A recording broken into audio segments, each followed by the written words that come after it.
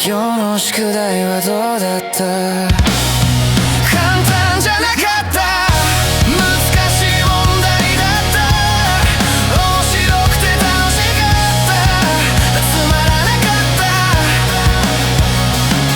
あの授業はつまらない。先生の話は面白い。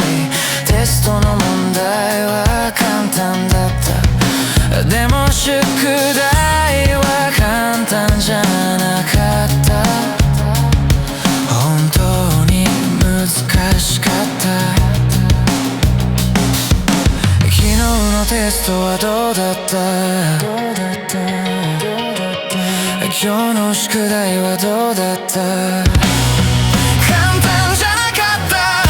難しい問題だった。面白くて楽しかった。つまらなかった。